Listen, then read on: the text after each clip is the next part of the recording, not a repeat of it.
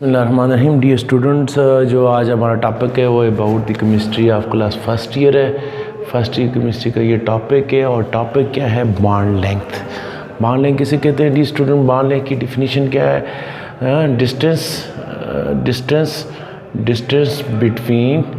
Between nucleus of two covalent bonded atom. अगर आपके पास क्या है, दो एटम्स के दरमियान कोवैलेंट बॉन्ड है, जिन दो एटम के दरमियान कोवैलेंट बॉन्ड है, उन दो एटम के न्यूक्लियस के दरमियान जो डिस्टेंस है उसको आप क्या कहते हैं? बॉन्ड लेंथ कहते हैं। फॉर एग्जांपल, आपके पास है हाइड्रोजन है, इसके वैलेंस शेल में एक इलेक्ट्रॉन है, दूसरे हाइड्रोजन के भी वैलेंस शेल में कितने इलेक्ट्रॉन है? एक।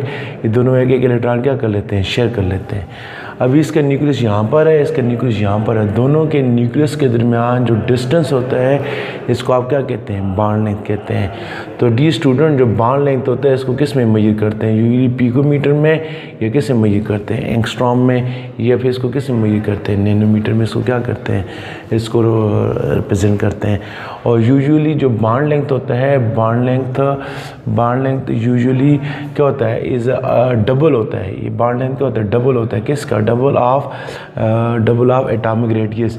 जितना एटम का रेडियस है, अकेले एटम का जो साइज़ है उतना, जो अकेले एटम के साइज़ को तकरीबन क्या करते हैं? डबल कर देते हैं। तो वो क्या बन जाता है? एटॉमिक रेडियस बन जाता है। यूजुअली एटॉमिक रेडियस जो एटॉमिक बॉन्ड लेंथ होता है वो एटॉमिक रेडियस से क्या होता है? डबल होता है। फॉर एग्जांपल, आपके पास क्लोरीन है, अकेले क्लोरीन का जो रेडियस है डी स्टूडेंट वो है 99 पिकोमीटर। और इसका मतलब ये हो गया कि क्लोरीन का अगर जितना एटम का अकेले का साइज़ है उसका डबल जो होता है वो क्या होता है? बॉन्ड लेंथ होता है। तो 99 का जो डबल कितना होता है? 99 का डबल कितना होता है? 198। इसका मतलब यह हुआ, एक क्लोरीन का साइज़ 99 पिकोमीटर है, दूसरे का साइज़ भी क्या है? 99 है। उनके दरमियान जो डिस्टेंस होता है दोनों के कंबाइंड साइज़ का क्या होता है? इक्वल होता है। दोनों का कंबाइंड साइज़ कितना होगा? 99 और 99 कितना होगा? 198। यानी जितना दोनों एटम्स का आपस का साइज़ है, कंबाइंड साइज़ है, दोनों के साइज़ को ऐड करें, इतनी वही एटम एक दूसरे से क्या होते हैं? दूर होते हैं। वही उनका क्या कहलाता है? बॉन्ड लेंथ कहलाता है। तो क्लोरीन एक का साइज़ है 99, दूसरे का भी कितना है? 99। दोनों को ऐड करेंगे कितना बन जाएगा? 198। तो क्लोरीन का एक साइज का साइज़ 199 पिकोमीटर था, दूसरे का भी 99। दोनों को ऐड करेंगे तो कितना हो जाएगा? 196 क्या हो जाएगा? पिकोमीटर हो जाएगा। 199 picometre, 198 picometre is the atomic radius of chlorine. इसी तरह डी स्टूडेंट आप देख लें, हाइड्रोजन को देख लें। हाइड्रोजन का जो अकेला एटम है डी स्टूडेंट, उसका जो साइज़ है 37 पिकोमीटर है। तो मैंने क्या कहा है कि जो बॉन्ड लेंथ तकरीबन डबल होता है एटॉमिक रेडियस, इसका 37 है, दूसरे क्लोरीन का भी क्या है? दूसरे हाइड्रोजन का साइज़ भी कितना है? 37 है। इनके दरमियान जो डिस्टेंस है इसका डबल होगा। इसका डबल कितना होगा? 74 क्या होगा? पिकोमीटर होगा। तो यूजली एटॉमिक रेडियस जो होता है वो डबल होता है। किसका? उनके अपने साइज़ का क्या होता है? डबल होता है। इसके अलावा डी स्टूडेंट, लेकिन ज़रूरी नहीं होता, ये तो सिर्फ उन एटम्स में होता है जो एटम्स के होते हैं होमो एटॉमिक होते हैं। होमो एटॉमिक कौन से होते हैं डी स्टूडेंट? होमो एटॉमिक वो एटम होते हैं जो सेम टाइप के एटम से मिलकर बनते हैं, सेम टाइप के एटम से मिलकर बनते हैं। इसमें दोनों क्लोरीन के एटम में, यहाँ पर दोनों किसके एटम में? हाइड्रोजन के एटम में। लेकिन जब आ जाए आपके पास कैसा आ जाए? हीट्रो एटॉमिक मॉलिक्यूल्स, फिर क्या करेंगे डी स्टूडेंट आप? हीट्रो एटॉमिक मॉलिक्यूल्स में क्या होगा? फॉर एग्जाम्पल, आपके पास एक हाइड्रोजन आ जाता है, तो हाइड्रोजन का साइज़ कितना है? 37 पिकोमीटर। दूसरा क्लोरीन आ जाता है, क्लोरीन का साइज़ है 99 पिकोमीटर। तो डी स्टूडेंट, होना ये चाहिए कि दोनों के वैसे क्या होता है होमो एटॉमिक में दोनों के साइज़ को क्या करते हैं? डबल करते हैं। 99 और 99 कितना हो गया जी? हम कहते हैं 198। हाइड्रोजन में 37 और 37 को डबल किया, हम कहते हैं जी 74। तो यहाँ पर भी ये 37 है, ये 99 है, इसको ऐड करें तो ये साइज़ कितना चाहिए? 136 पिकोमीटर होना चाहिए। ये क्या है? इसकी आपकी जो कैलकुलेटर वैल्यूज़ है इस डिफिनीशन के मुताबिक कितनी होनी चाहिए? 136 होनी चाहिए। बट ये है कितनी? It is 127 picometre. होनी कितनी चाहिए? 136। है कितनी है? 127 पिकोमीटर है। तो ये क्यों कम है? इसकी वजह क्या है कि हाइड्रोजन और क्लोरीन के दरमियान जो बॉन्ड है पोलर है, सब पास चार्ज है। इसमें कौन सा चार्ज है? पार्शियल नेगेटिव चार्ज है। दोनों एक दूसरे को क्या करते हैं?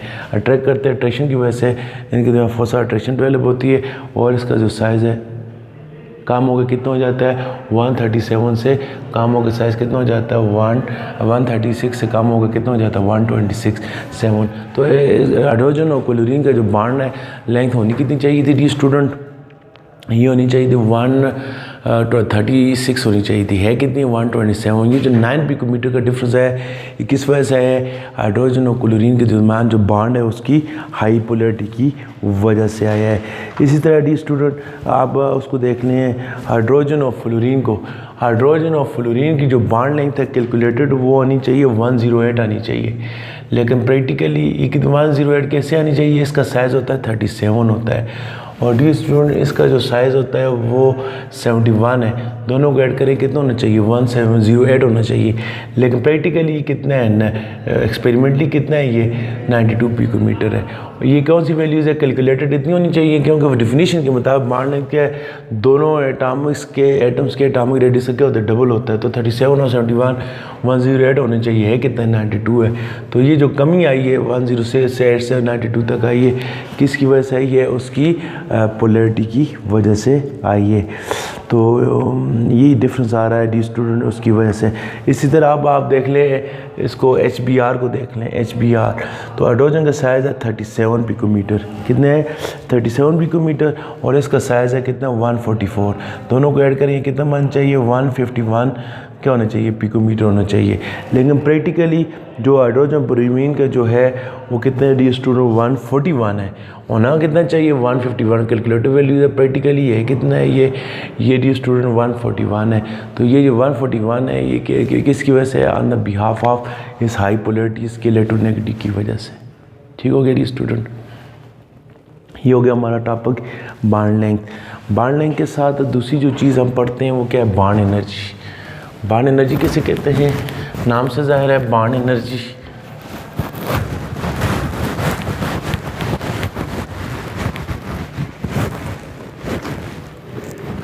बॉन्ड एनर्जी नाम से जाहिर है amount of energy bond energy के अमाउंट ऑफ एनर्जी है required to break a bond किसी बॉन्ड को ब्रेक करने के लिए जो एनर्जी चाहिए होती है उसको क्या कहते हैं बॉन्ड एनर्जी। याद रखें डी स्टूडेंट, बॉन्ड को ब्रेक करने के लिए जितनी एनर्जी रिक्वायर्ड होती है उतनी एनर्जी बॉन्ड के फॉर्मेशन के दौरान क्या होती है ऑब्जर्व होती है। क्या मतलब, ये बात याद रखें, बॉन्ड जब भी फॉर्मेशन होगी, बॉन्ड फॉर्मेशन जब भी होती है तो ये प्रोसेस है, नेचुरल प्रोसेस है। बॉन्ड फॉर्मेशन के दौरान जो एनर्जी है वो हमेशा क्या होती है रिलीज़ होती है। इस एनर्जी को क्या कहते हैं इलेक्ट्रॉन एफिनिटी कहते हैं।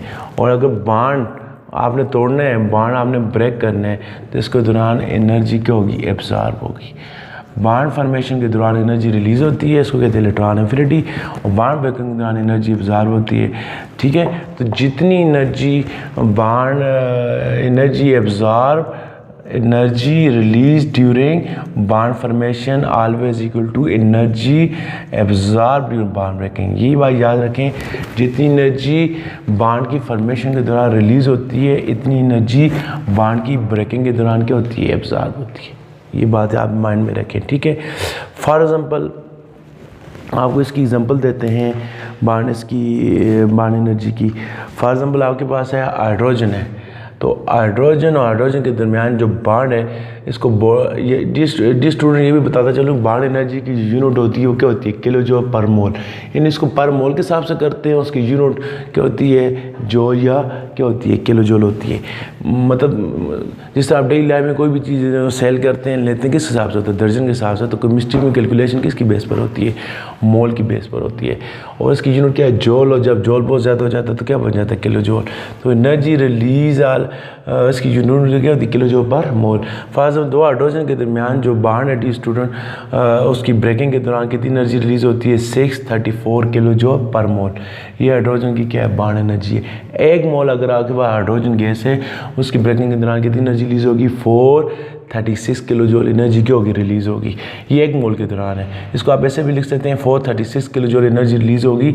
एक मोल से मुराद क्या होगा 6.023 इंटू 10 की पावर कितने हैं 23 मालिक्यूल्स हाइड्रोजन के, उनकी ब्रेकिंग के दौरान कितनी एनर्जी रिलीज़ होगी, उनकी ब्रेकिंग के दौरान 436 किलो जूल एनर्जी क्या हो जाएगी रिलीज़ होगी। और अगर जी स्टूडेंट इतने एटम हो, अगर एक हाइड्रोजन का मॉलिक्यूल उसके दौरान कितनी होगी, आप क्या करेंगे 436 किलो जूल पर मोल को क्या करेंगे कि एक मोल के लिए 436 चाहिए, तो एक मॉलिक्यूल के लिए कितनी चाहिए, तो एक मोल से मुराद क्या है 6.023 इंटू 10 की पावर कितने हैं 23। फॉर एग्जाम्पल एक चीज़ है 180 की दर्जन है, तो एक दर्जन 180 के, तो एक चीज़ के एक कितने के होंगे, तो आप 12 पर क्या करें डिवाइड करेंगे, वो कितने होंगे 15 रुपये के। फॉर एग्जाम्पल एक से 180 रुपये के दर्जन है, तो एक कितने को होगा, आप 180 को 12 पर डिवाइड करेंगे, तो एक मोल की एनर्जी कितनी है 436 है, तो एक मॉलिक्यूल की कितनी है, आप 6.023 इंटू 10 की पावर 23 पर मॉलिक्यूल डिवाइड करेंगे, आपका पास आंसर आ जाएगा 72 इंटू 10 की पावर क्या आ जाएगा माइनस, ये इसको इस पर डिवाइड करेंगे 72 आंसर आ जाएगा, ये 10 की पावर 23 पर जाएगा, क्या हो जाएगा -23। तो एक मॉलिक्यूल की जो एनर्जी हो कितनी है 72 इंटू 10 की पावर कितनी है -23। तो आपको ये भी पता है हाइड्रोजन H2 जो मॉलिक्यूल है इसमें 2 एटम है, तो एक एटम की कितनी होगी, एक मॉलिक्यूल की 72 है, तो अकेले हाइड्रोजन की कितनी होगी 72 को 2 पर डिवाइड करेंगे, क्योंकि एक हाइड्रोजन मॉलिक्यूल में 2 एटम है, 72 डिवाइडेड बाई 2 इंटू 10 की पावर क्या हो जाएगा -23। 72 को 2 पर डिवाइड कितना हो जाएगा 36 इंटू 10 की पावर क्या हो जाएगा -2। इसका मतलब अकेले हाइड्रोजन की जो अकेले हाइड्रोजन एटम की बात करते हैं तो उसकी एनर्जी कितनी है 36 इंटू 10 की पावर -23। हाइड्रोजन मॉलिक्यूल की बात करते हैं, ये हाइड्रोजन की क्या है, ये किलो जो पर मॉलिक्यूल, एक मॉलिक्यूल की एनर्जी इतनी है, और पूरे मोल की बात करते हैं तो ये कितनी बनती है 36 किलो जूल पर मोल बनती है। ये आपके पास क्या हो गया हाइड्रोजन। इसी तरह डी स्टूडेंट हम किसकी बात करते हैं क्लोरीन की। क्लोरीन की जो बॉन्ड एनर्जी है, क्लोरीन में 2 क्लोरीन के दरमियान जो बॉन्ड अगर आप वो करें तो डी स्टूडेंट इसकी जितनी भी एनर्जी है इसको पर एटम के लिहाज से देखें तो ये बनती है 19 इंटू 10 की पावर कितनी बनती है -23, यानी इसके पर एटम की, ये तो हमने पहले पर मोल डिवाइड किया, फिर उसको पर मॉलिक्यूल किया, फिर पर एटम किया, इस तरह हम क्लोरीन का डायरेक्ट लिखते हैं। पर इसकी जो एनर्जी है कितनी किलो जो पर मोल है, मोल को हम मॉलिक्यूल में कन्वर्ट करेंगे, इसको एवोगाड्रो नंबर पर डिवाइड करेंगे, फिर जो मॉलिक्यूल आएगा उसको 2 पर डिवाइड करके आ जाएगी पर एटम। क्लोरीन की पर एटम की एनर्जी कितनी है 19 इंटू 10 की पावर कितनी है -23। तो आपके पास अभी HCl की तरफ आए तो HCl में 2 एटम है, एक हाइड्रोजन है क्लोरीन है। हाइड्रोजन की पर एटम की एनर्जी कितनी है 36 इंटू 10 की पावर कितनी है -19, और क्लोरीन की पर एटम कितनी है 19 इंटू 10 की पावर क्या है -19। दोनों को कंबाइन करें तो क्लोरीन की जो HCl की जो बॉन्ड एनर्जी कितनी होनी चाहिए 15 इंटू 10 की पावर कितनी होनी चाहिए माइनस कितनी होनी चाहिए 23, कितनी होनी चाहिए थी, दोनों को ऐड करें 36 और 19 कितने होते हैं 55 इंटू 10 की पावर -23 किलो जूल पर मोल एनर्जी किसकी होनी चाहिए थी स्टूडेंट HCl की।